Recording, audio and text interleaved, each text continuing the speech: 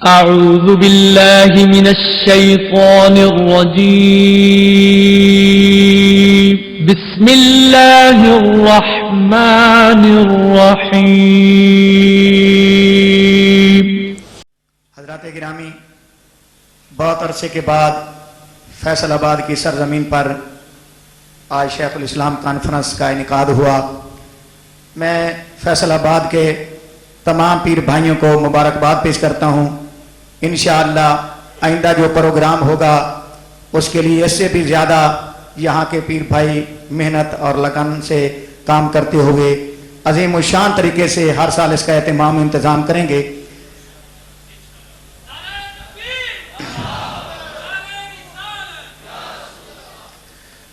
اب بلا تاخیر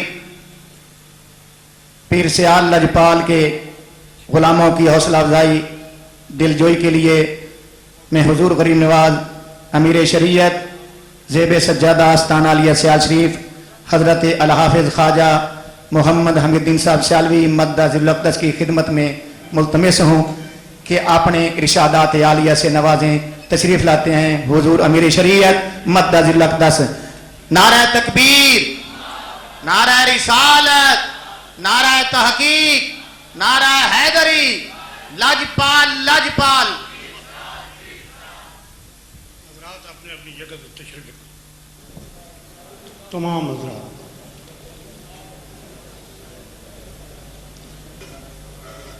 اس سے پہلے کہ میں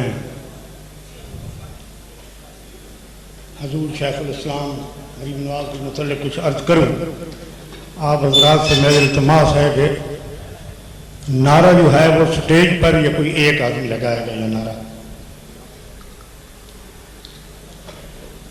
بسم اللہ الرحمن الرحیم. نحمدہ ونصلی ونسلم علی رسولہ الکریم. اما بعد فاعوذ باللہ من الشیطان الرجیم. بسم اللہ الرحمن الرحیم. الا ان اولیاء اللہ لا خوف علیہم ولا هم یحزنون. ان اللہ وملائکتہ یصلون علی النبی یا ایھا الذین آمنوا صلوا علیہ وسلموا تسلیما. الصلاۃ والسلام علیک یا رسول اللہ.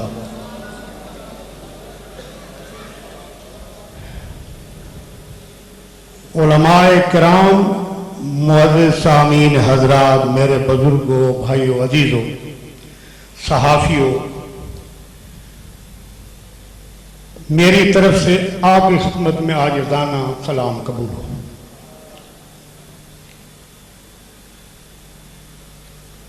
تھوڑی دیر پہلے آپ نے میرے عزیز بھی اور محترم حضرت مظہر اللہ صاحب کی تقریر سن رہے تھے، اور میرے خیال میں کہ میں کوشش یہ کروں گا کہ وہ جو ان کی تقریر سے آپ کے دل پر جو اثر ہوا ہے اللہ کرے کہ وہ زائل نہ ہو. کیونکہ میں عالم نہیں، مفکر نہیں، محدث نہیں، بلکہ میں علماء کرام کے شاگردوں کی جوتیاں سیدھی کرنے کی لیاقت بھی نہیں رکھتا. جب آپ حضرات مجھے القاب سے یاد کرتے ہیں تو مجھے شرمندگی ہوتی ہے کہ ایسے القاب مجھے دیے جا رہے ہیں جس کا میں مستحق نہیں. لیکن میں سمجھتا ہوں کہ آپ یہ میرے نام سے منسوب نہیں کر رہے، بلکہ جس کی یاد میں آج کانفرنس منعقد ہو رہی ہے حضور شیخ الاسلام کے، تو فیض مجھے یہ مل رہے ہیں، اس کا صدقہ یہ مجھے مل رہے ہیں. تو آج اس عظیم الشان کانفرنس منعقد کرنے پر میں انتظامیہ کا شکریہ ادا کرتا ہوں اور تمام پیر بھائیوں کا تہ دل سے شکریہ ادا کرتا ہوں کہ انہوں نے میرا استقبال حضور شیخ الاسلام کے طفیل جس انداز سے کیا ہے، میرے خیال میں کسی سیاسی لیڈر کا یا وزیر کا نہیں ہوگا، کیونکہ وہ جبرن ہوتا اور یہ جو میرا استقبال کیا گیا ہے یہ دل سے کیا گیا اور حضور شیخ الاسلام کی یاد میں کیا گیا. حضرت مظہر اللہ صاحب نے ارشاد فرمایا ہے کہ حضور کی ذات کا احاطہ کرنا مشکل ہے. میں سمجھتا ہوں کہ کسی انسان کی بس میں نہیں ہے کہ حضور کی شان بیان کر سکے یا اس کی احاطہ کر سکے. क्योंकि जो शख्स इतना इल्म रखता है और सरकार दो आलम सल्लल्लाहु अलैहि वसल्लम से इतनी मोहब्बत रखता है, आप फरमाते हैं, लफ्ज जो फरमाते थे, इनसे मुझे थोड़ी सी हिचकिचाहट होती है, थोड़ा सा मुझे खौफ आता है, थोड़े से शर्म भी आती है कि जिस हस्ती का मेरी ख्वाबों पर असर है, मेरे ज़हन पर उसका असर है। मैं बयान करता चलूं कि हजूर शेखुल इस्लाम, जब ये लफ्ज शेखुल इस्लाम का आता है तो ज़हन में ख्वाजा कमरुद्दीन का नाम आता और शेखुल इस्लाम का नाम नहीं आता। मैं ये भी याद करता चलूं कि जो भी अलकाब होता है ये अल्लाह ताला की तरफ से होता है, नबी पाक के तुफैल होता है और नबी पाक अता करता है।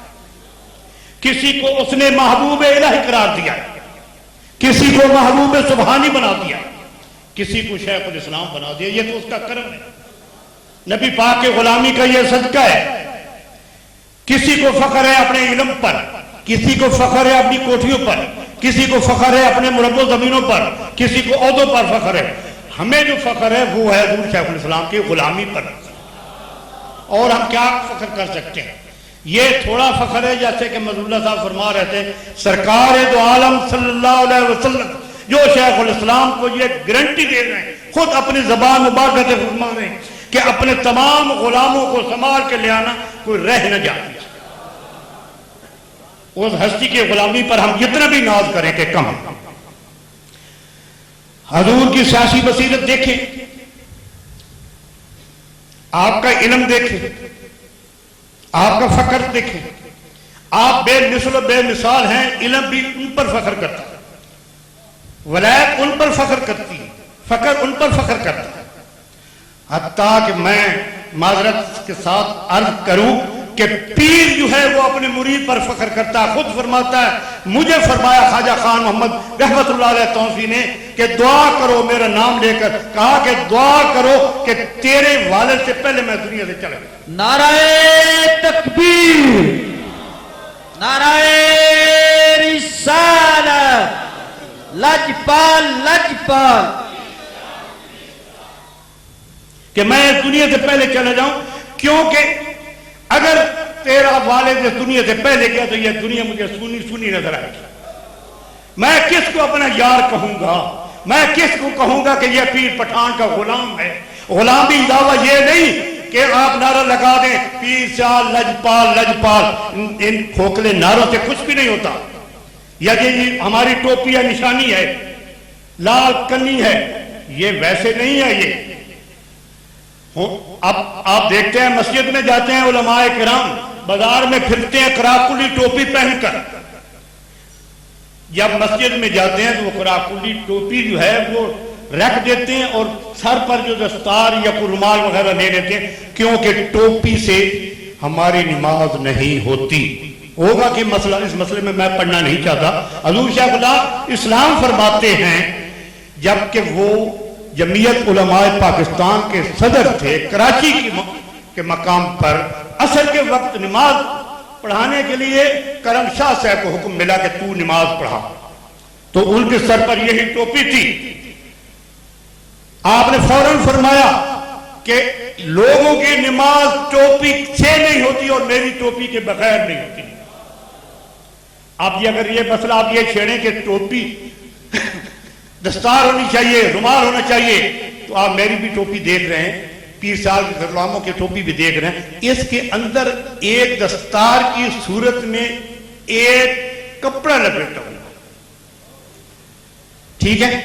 आप देख रहे हैं, किसी की टोपी उतार के देख लें, ये टोपी के अंदर जो है वो दस्तार तरज का एक कपड़ा लपेटा हुआ, उसके ऊपर ये टोपी है। दस्तार भी हो गई, टोपी भी हो। अगर ये जो ये कहे कि दस्तार के बगैर नहीं होती नमाज, तो उसको दिखा दो कि इसके अंदर भी है, दस्तार लपेटी हुई है, रुमाल लपेटा हुआ है, इसके ऊपर टोपी है।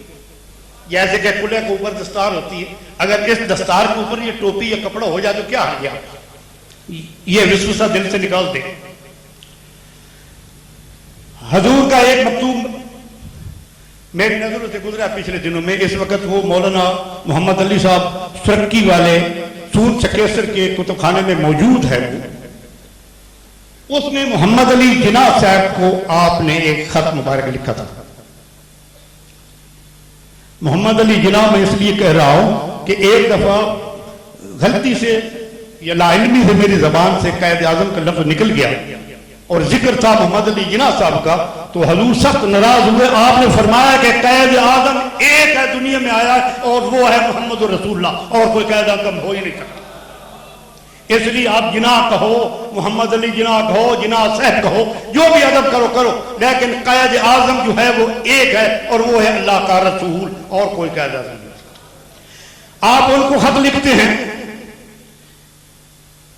کہ میرے پیارے جناح صاحب، آپ نے مسلمانوں کی دل کی ترجمانی کی، انگریزوں سے ہندوؤں سے جنگ لڑی، قانونی جنگ لڑی، ہمیں ملک لے کر دیا، ہم نے اس کے لیے قربانیاں دی، جیل کی صحبتیں برداشت کی. اپنی اولاد کے تن بدن پر جب ہم پھٹے پرانے کپڑے دیکھتے ہیں تو ہمیں کوفت بھی ہوتی ہے، لیکن ہم برداشت اس لیے کرتے ہیں کیونکہ ہم نے یہ ملک اللہ اور اس کے رسول کے حکم نافذ کرنے کے لیے حاصل کیا. میری بات آپ سمجھتے ہیں؟ میں اہل زبان نہیں ہوں، اگر کوئی غلطی ہو جائے تو معاف کرو. مجھے تکلیف وہ ہوتی ہے، لیکن میں خوشی محسوس کرتا ہوں کہ اگر میری اولاد پر، بچوں کے تن بدن پر پھٹے پرانے کپڑے تو کیا ہوا، لیکن اس ملک میں جو ہم نے اتنی مشکلوں سے مصیبتوں سے حاصل کیا ہے، اس میں نفاذ مصطفیٰ نافذ ہوگا، جو آج تک نہیں ہو سکا. لیکن میں دیکھتا ہوں کہ میرے پڑوس میں جو رہتے ہیں ان کو دنیا کی ہر نعمت میسر ہے. اور ہم نے مسلم لیگ کو اس وقت، یہ میں مکتوب کی عبارت پڑھوں گا، ہم نے مسلم لیگ کو اس وقت اس میں شمولیت اختیار کی تھی جبکہ مسلم لیگ کا نام لینا بھی جرم تھا. انگریزوں کے آگے بڑے بڑے رئیس، بڑے بڑے نواب سر جھکاتے تھے، لیکن یہ فقیر جو ہیں وہ اللہ کے آگے جھکتے ہیں اور کسی کے آگے نہیں جھکتے. جب یہ اللہ اور اس کے رسول کی اطاعت کرتے ہیں، اللہ کے سامنے جھکتے ہیں، نبی کے حکم کی تعمیل کرتے ہیں، تو پھر دنیا ان کے آگے جھک جاتی ہے، یہ کسی کے آگے نہیں جھکتی. آپ دیکھتے ہیں کہ جب اس شہر میں وزیر آتے ہیں نا، آپ کے شہر میں وزیر، سڑکیں بند ہو جاتی ہیں، ہر چوک میں پولیس کھڑی ہو جاتی ہے. ہم بھی آ رہے تھے، راستے میں ایک پولیس والے نے کہا کہ آپ کا ڈرائیور فون سن رہا ہے. میں نے کہا یہ غلطی تو ضرور کر رہا ہوگا، یہ بعد کی بات ہے، پہلے مجھے حضور شیخ الاسلام کے کانفرنس میں حاضری دینے جائے تاکہ وہ میری حاضری قضا نہ ہو جائے.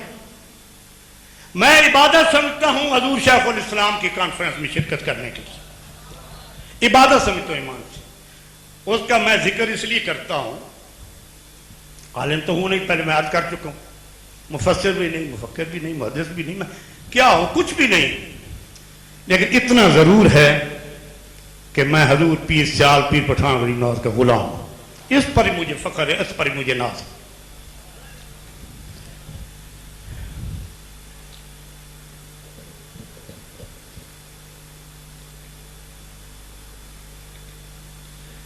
حضور شیخ الاسلام غریب نواز اس شہر فیصل آباد جو اس وقت لیل پور کہلاتا تھا، آپ فرماتے تھے یہ شہر مجھے کچھ اچھا نہیں لگتا، ہر وقت یہ لوگ اپنے کاروبار میں لگے رہتے ہیں، کوئی کام نہیں کرتے. کام کے متعلق یہ ہے کہ کوئی دین کا کام نہیں کرتے، ہر وقت دنیاوی کام میں لگے رہتے ہیں.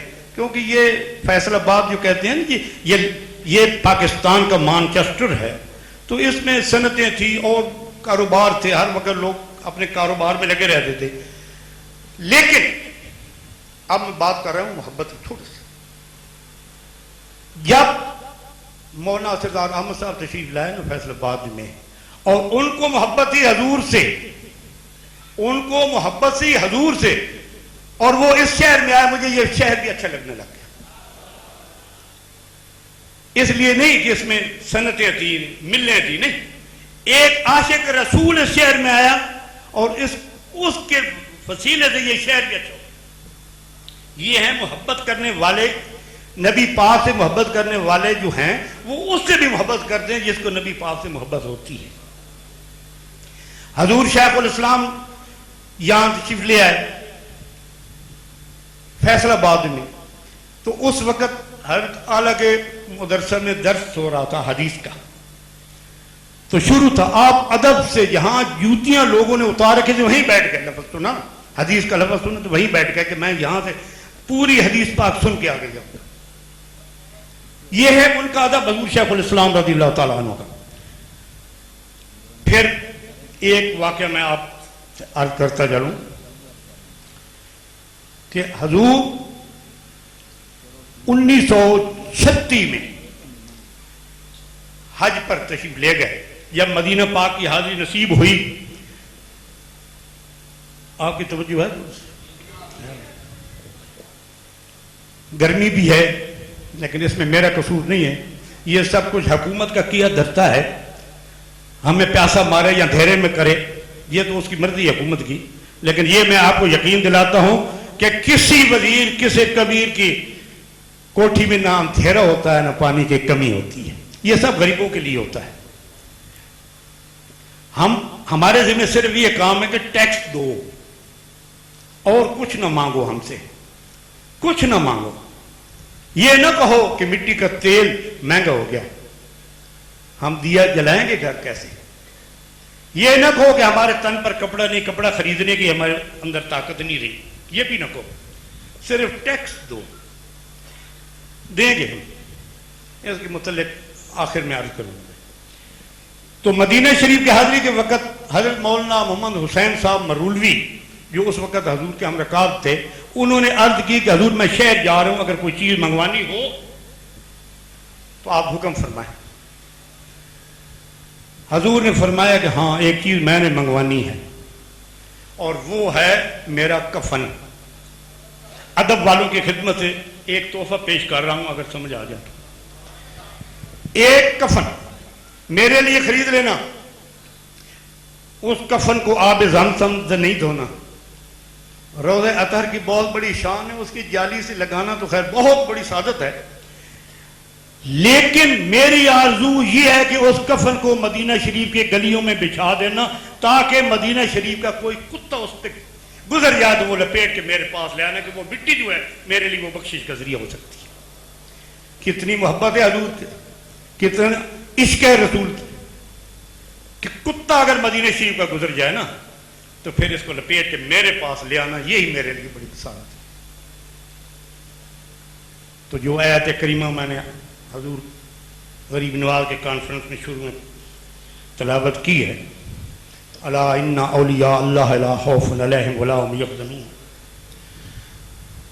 تو اللہ تعالیٰ اپنے ولی کے متعلق فرماتا ہے کہ نہ تو اس کے, میں علماء محدثین سے ادب سے عرض کروں گا, نہ ان کے دل میں کوئی خوف ہے نہ کوئی انہیں کوئی غم ہے. اس کی گارنٹی کون دے رہا ہے؟ خود اللہ تعالیٰ, کہ ان کے دلوں میں خوف نہیں ہوتا, ان کے دلوں میں کوئی غم نہیں ہوتا. تو عجیب بات ہے, ایک انسان ہے اور اس کو کئی غم بھی ہو سکتے ہیں, خوف بھی ہو سکتے ہیں, لیکن اللہ فرماتا ہے میرے ولیوں کو غم اور خوف نہیں ہے.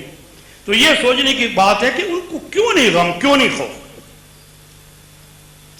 حضرات گرامی, جس دل میں اللہ تعالیٰ کا خوف ہو اور جس دل میں محبت رسول ہو, اس میں اور کسی چیز کی جگہ ہو ہی نہیں سکتی. اس دل میں کیا اور کسی چیز کی گنجائش ہی نہیں ہے. اس لیے اللہ فرماتا ہے کہ ان کو کوئی خوف نہیں, کوئی غم نہیں ہے. تو حضور شیخ الاسلام غریب نواز رضی اللہ تعالی عنہ نے جب تک اس دنیا میں تشریف فرما رہے تو ان کی ایک ایک ادا جو تھی وہ سنت مصطفیٰ تھی, ایک ایک ادا. حضور فرماتے ہیں کہ جب مجھے کفن پہنایا جائے تو میرے ساتھ مسواک رکھ دینا. مسواک یہ وضو کرتے وقت تو میرے کفن میں مسواک رکھ دینا, کیونکہ یہ سنت ہے اور میں فرشتوں کو بتا سکوں کہ میں نے سنت ترک نہیں کی. یہ حضور کو سنت بہت پسند تھی, یہ بھی میں اپنے ساتھ لے آیا. اتنا عشق, اتنی محبت. تو اپنے وصیت میں بھی حضور فرماتے ہیں، لکھتے ہیں، میرے پاس موجود ہے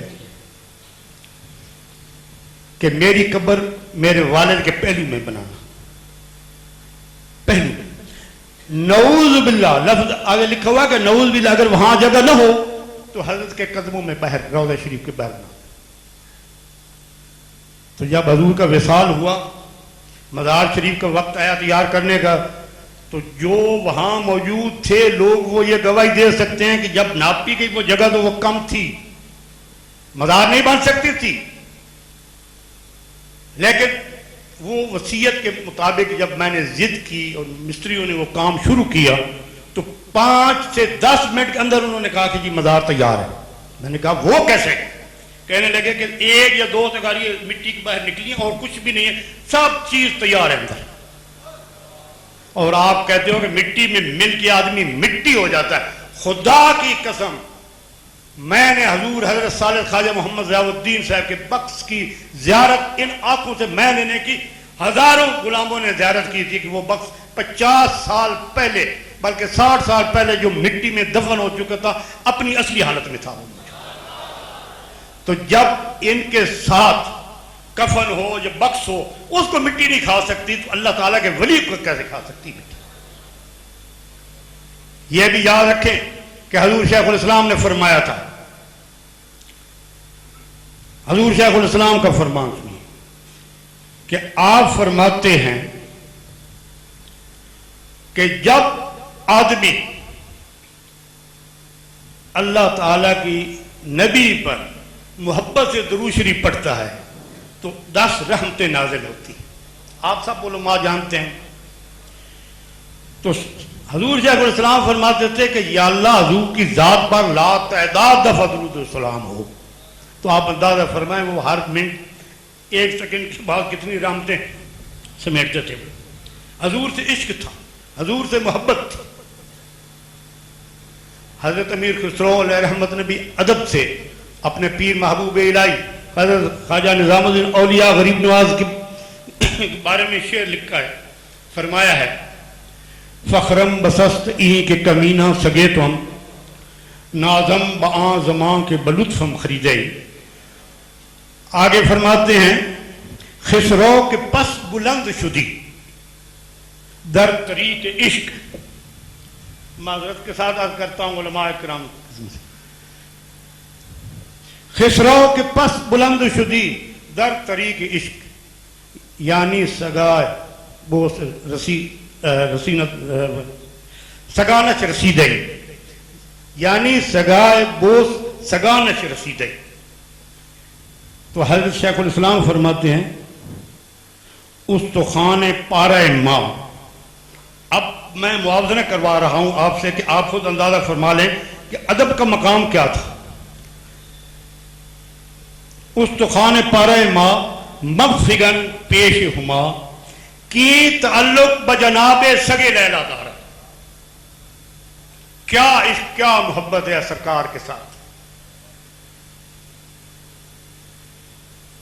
تو ہر ادا جو سنت مصطفیٰ ہو، کھانا ہے تو اس لیے کھانا ہے کہ یہ مجھے اٹھائے میں اس کو نہ اٹھاؤں۔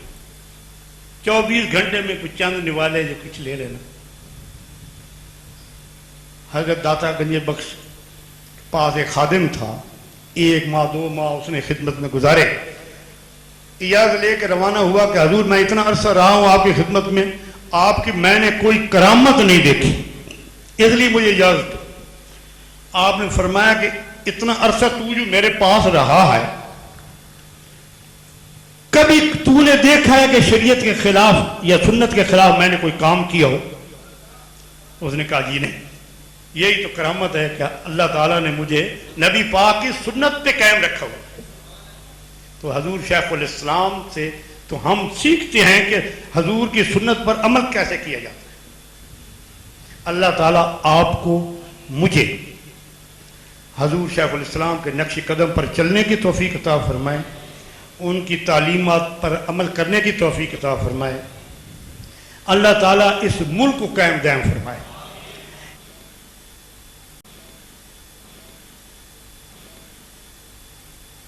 اور مسلمانوں کو، عالم اسلام کو اتحاد نصیب فرمائے۔ اللہ تعالی ہمیں ایمان سلامتی کا نصیب فرمائے۔ وآخر دعوانا ان الحمدللہ رب العالمین۔ آخر میں یہ گزارش کر دوں کہ آپ کا جذبہ محبت اور عقیدت کی میں بے انتہا قدر کرتا ہوں، لیکن آپ کی شاید بہت میرے دوستوں کے علم میں نہیں ہے کہ میرا بائی پاس ہو گیا ہے، یعنی کہ میرا دل کا آپریشن ہوا ہے، تو مجھے تکلیف ہوتی ہے اس سے۔ ان کو پتہ نہیں ہے، ان کلپوں کو، کیونکہ یہ سٹیل کے ہیں تو نہیں پتہ کہ آپ عقیدت احترام سے مجھے دھکا دے رہے ہیں۔ اس لیے آپ سے میری التماس ہے، گزارش ہے کہ 2 فٹ کم از کم دور رہیں تاکہ مجھے دھکا نہ لگے، مجھے تکلیف نہ۔ میں عام جلسوں میں نہیں جاتا۔ جب لفظ شیخ الاسلام کانفرنس آتا ہے نا تو پھر میرا جانا ضروری ہو جاتا ہے۔ شیخ الاسلام کا غلام جو ہوں، اس کے غلاموں کا غلام ہوں، نوکر ہوں شیخ الاسلام کے غلاموں کا۔ اللہ تعالیٰ آپ کو سلامت رکھے۔ نہیں وقت تو سنا ہے، اگر نہیں سننا مصطفیٰ جان رحمت پہ لاکھوں سلام، شمع بز میں ہدایت پہ لاکھوں سلام، اے خدا کے لاڈلے پیارے رسول، یہ سلام عاجزانہ ہو قبول۔